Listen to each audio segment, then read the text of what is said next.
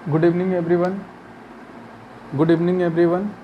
आज फिर से कॉस्ट ऑफ कैपिटल का सेकंड पार्ट अपलोड होने वाला है, इसलिए पुराने वाली वीडियो को दोबारा देख लेना और अच्छे से समझ में आ जाएगा।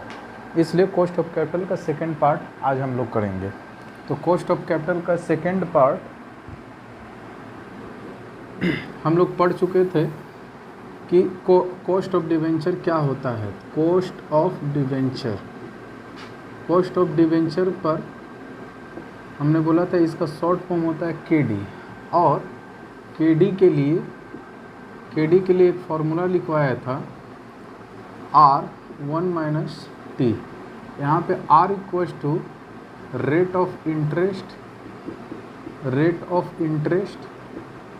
और T equals to tax rate. इसके हिसाब से हम लोग पिछले दिन बात किए थे कि अगर 10% का डिवेंचर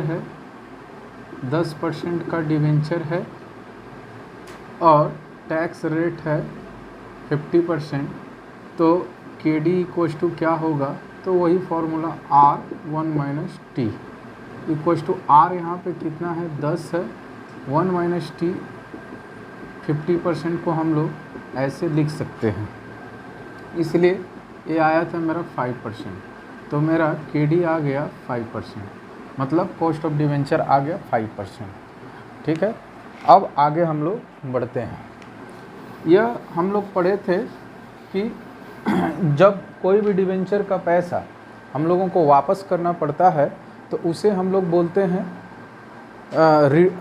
रिडीमेबल डिवेंचर। जिसका पैसा हमें वापस नहीं करना पड़ता है उसे हम लोग बोलते हैं इरिडीमेबल डिवेंचर।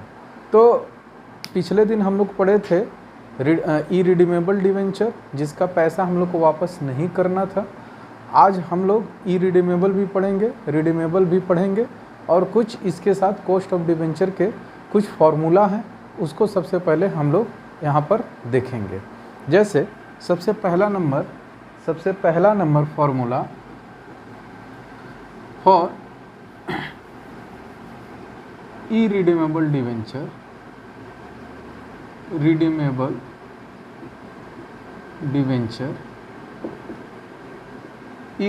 डिवेंचर का सबसे पहला number KD equals to R1 - tax rate, ये तो था। दूसरा number KD equals to R1 - tax rate into face value of debenture divided by net issue proceeds. तो तीसरा नंबर नहीं, इस पर अब यहाँ पर फेस वैल्यू हमने बात किया था कि फेस वैल्यू हमेशा डिवेंचर की 100 लेंगे, और नेट इशू प्रोसीड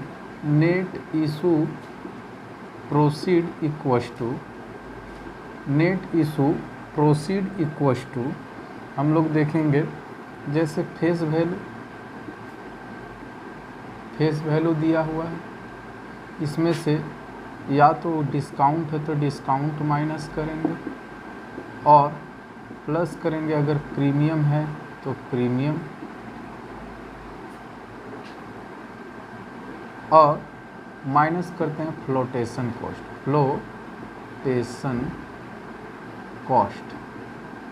कॉस्ट। इसके बाद जो आता है इसको हम लोग बोलते हैं नेट इशू प्रोसीड। तो नेट इशू प्रोसीड को NIP भी हम लोग नाम देंगे। इसके बाद अब इधर पे हम लोग देखेंगे कि नेट इशू प्रोसीड क्या होता है। नेट इशू प्रोसीड नहीं, हम लोगों को देखना फ्लोटेशन कॉस्ट। तो फ्लोटेशन कॉस्ट क्या होता है, फ्लोटेशन कॉस्ट फ्लोटेशन कॉस्ट में जैसे अंडरराइटिंग कमीशन आती है, underwriting commission, prospectus expenses, advertisement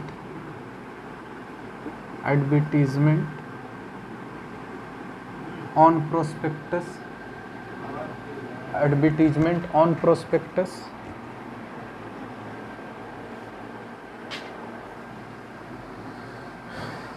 advertisement on prospectus,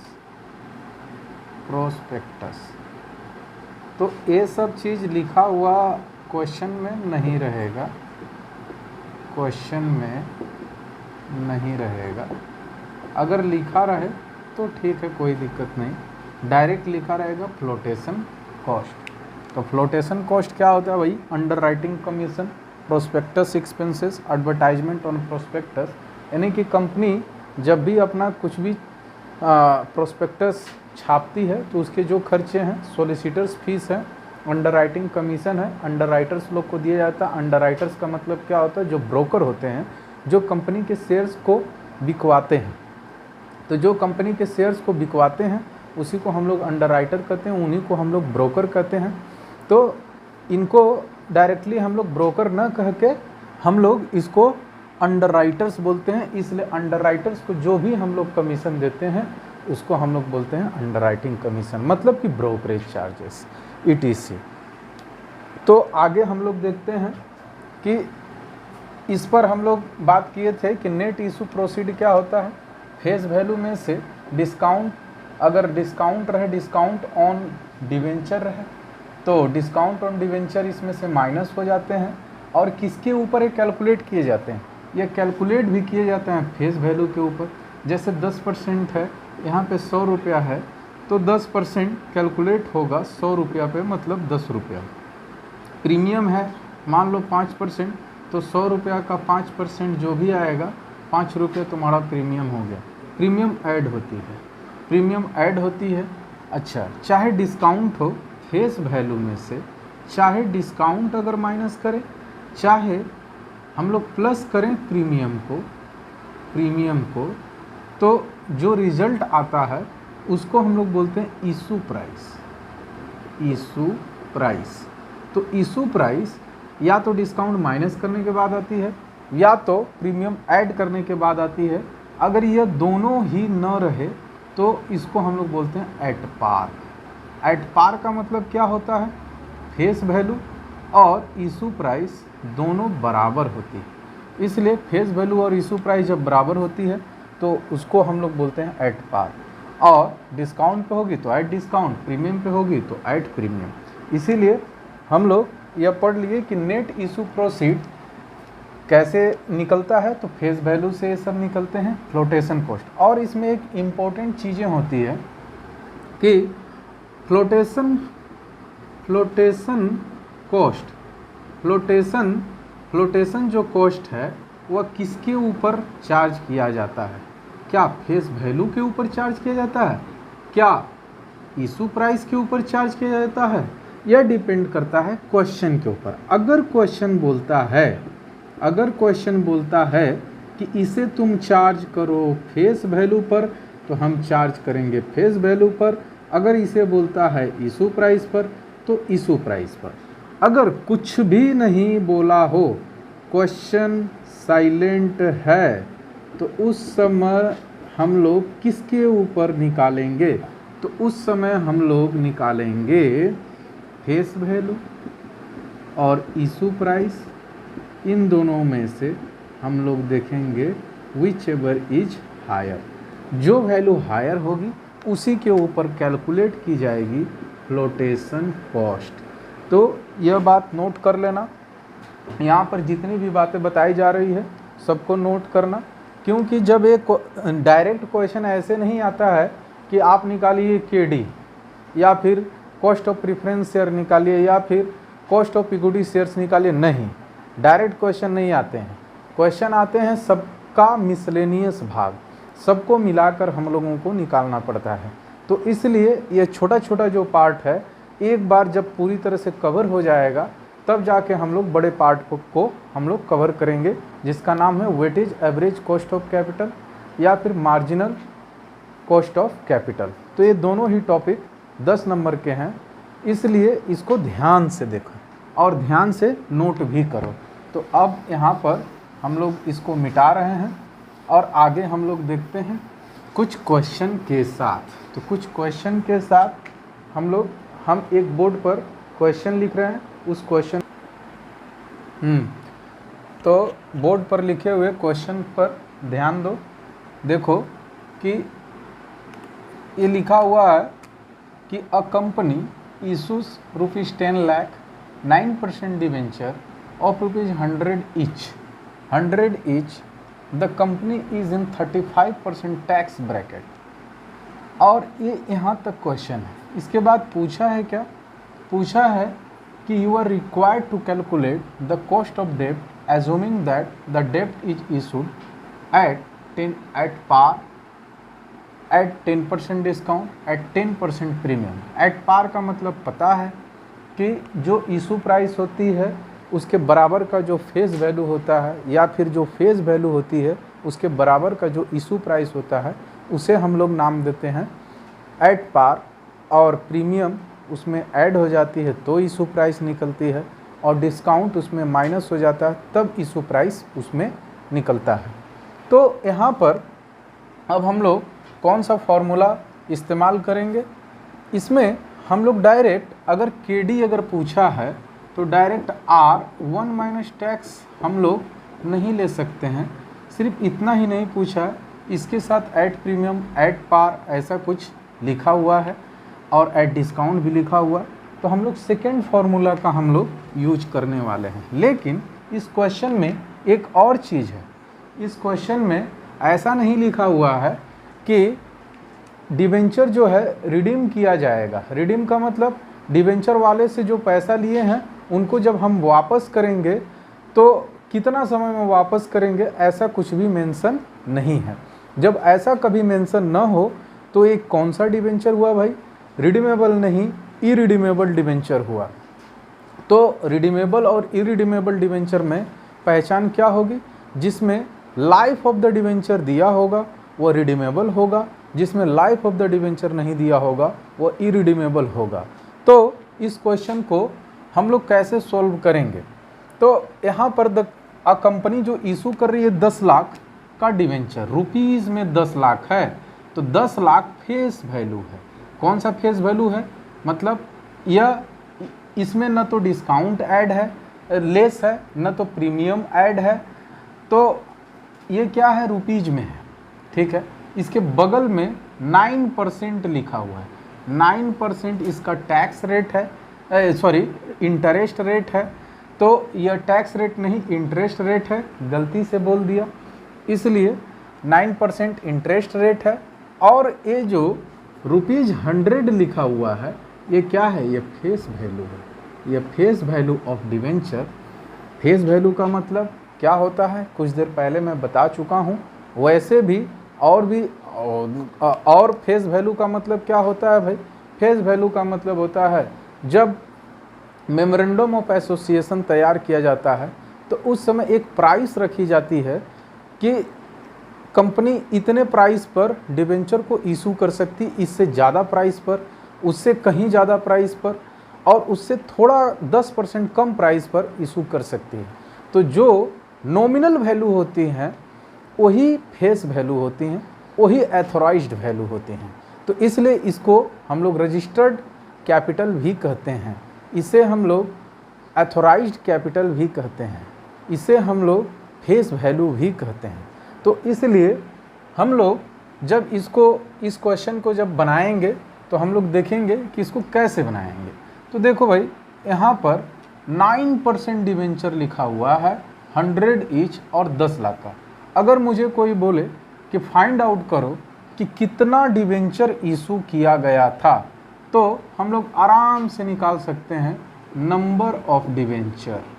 number of debenture equals to जितना इसका फेस वैल्यू रुपीज़ में है, इसको अगर हम लोग डिवाइड कर दें फेस वैल्यू 100 से, तो कितना हो जाएगा 10 10 10 10।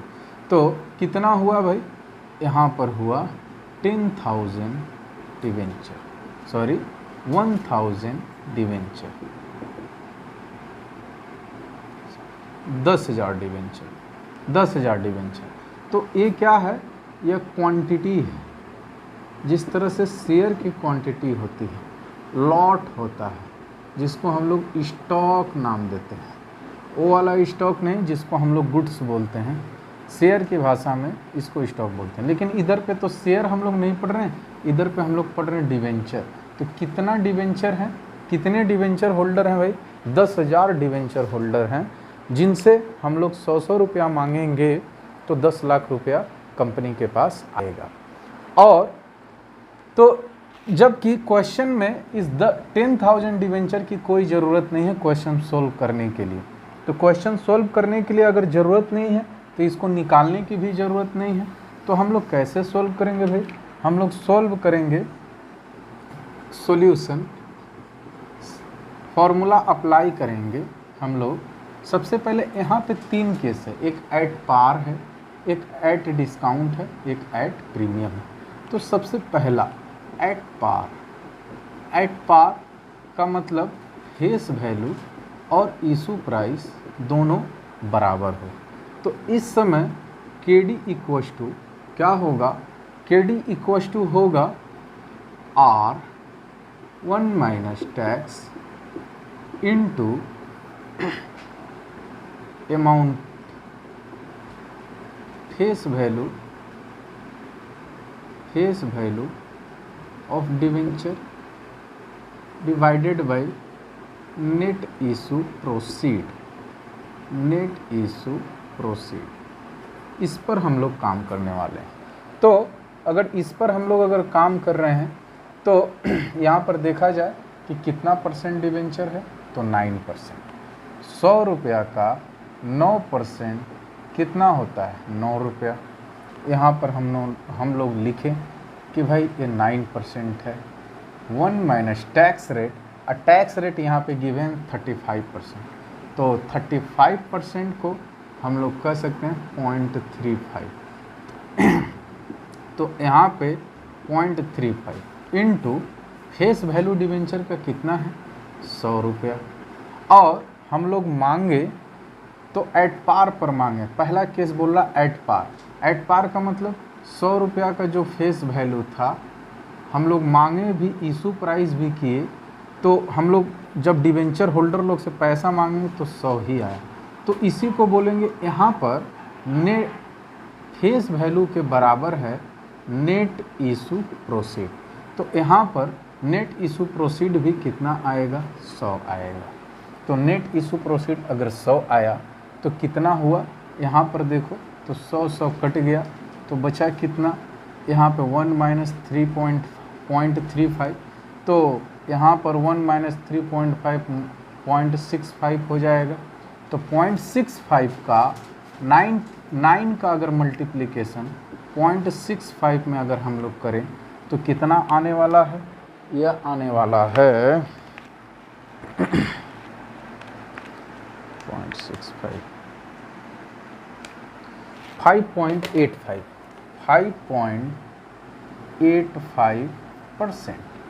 अब यहाँ पर भी तो परसेंट ही था, अगर नहीं लिखते हैं तो भी चल जाता 5.85। ये जो निकला है ये आफ्टर टैक्स निकला है, आफ्टर टैक्स। अगर यही क्वेश्चन में पूछता है कि भाई बिफोर टैक्स बताओ, तो बिफोर टैक्स कितना होता, तब ये वाला जो पोर्शन होता बिफोर टैक्स में नहीं होता, सिर्फ क्या हो जाता 9 इंटू 100 डिवाइडेड बाई 100। तो कितना परसेंट आता, 9% आता। ये क्या था, बिफोर टैक्स। यह हो गया तुम्हारा बिफोर टैक्स। तो यह समझ में आ गया होगा कि आफ्टर टैक्स कितना होगा 5.85%, बिफोर टैक्स कितना होगा 9% होगा। अब आगे बढ़ते हैं, ये था केस नंबर 1 एट पार। अब हम लोग आगे बढ़ते हैं एट डिस्काउंट पर।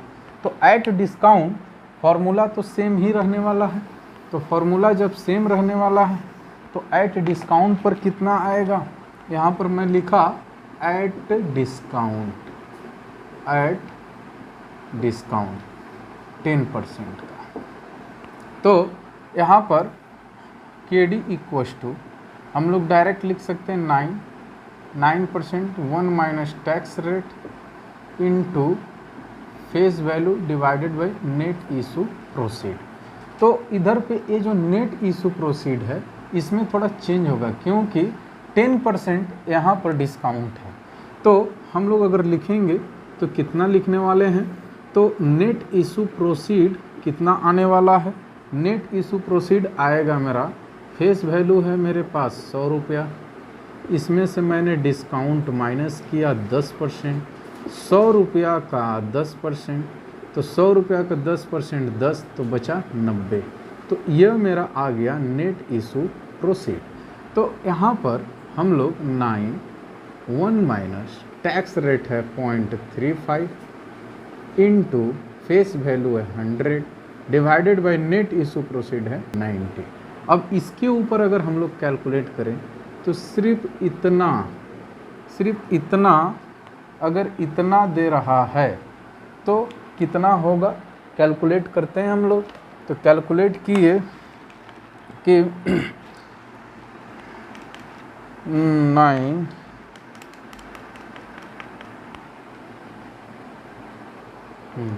कैलकुलेशन करने के बाद इधर पे आया इतना का कितना था 5.85, इसका 1.11 ऐसे कुछ आएगा। इसको हम लोग मल्टीप्लाई करेंगे तो कैलकुलेटर बता रहा है 6.49 डैश डैश डैश करते जा रहा है, तो 6.5% हम लोग ले सकते हैं। ये भी क्या हुआ, आफ्टर टैक्स। अगर यही चीज़ अगर बिफोर टैक्स होती तो कितना होता, कुछ नहीं, 9 का 9 रहता, ये पोर्शन गायब हो जाता। तो 9 इंटू 100 डिवाइडेड बाई हम लोग 90 करते, तो कितना आ जाता भाई, 9 इंटू 100 यानी कि 100 डिवाइडेड बाई 90 इंटू 9, तो आ जाता 9.9999 ऐसे करके जा रहा है। तो इसको हम लोग से 10% कर सकते हैं। ये क्या निकला, बिफोर टैक्स, यह निकला आफ्टर टैक्स। अब इसी तरह से हम लोग चलते हैं तीसरा नंबर पॉइंट पर 3, 10% प्रीमियम पर। तो 10% प्रीमियम पर अगर जा रहे हैं तो 10% प्रीमियम को लिखेंगे कि KD हम लोगों को निकालना है। तीसरा नंबर पॉइंट 10% प्रीमियम, 10% प्रीमियम। तो 10% प्रीमियम KD इक्वल्स टू वही हो जाएगा R1 minus T into face value divided by net issue proceed. तो इधर पे 9 है, 1 minus 0.35 into face value 100, but net issue proceed यहाँ पर देख लो, यहाँ पर फेस वैल्यू है डिवेंचर का 100 रुपया, इसमें ऐड करना आपकी बार प्रीमियम 10%। तो प्रीमियम अगर 10%, 100 का 10% 10, तो कितना हो गया 110। तो यहाँ पर कितना आने वाला है, यह कितना आने वाला है 110। अब जो भी आए इसका हम लोग कैलकुलेट करके लिख देंगे। इसका तो आने वाला है 5.85 और फिर इनटू अगर हम लोग कर देते हैं कितना से 100 डिवाइडेड बाई 110 इनटू करना है 5.85 से, तो आ जाएगा 5.318%। इसको हम लोग 32 भी कह सकते हैं, 5.32%। तो ये आ गया हम लोगों का तीनों।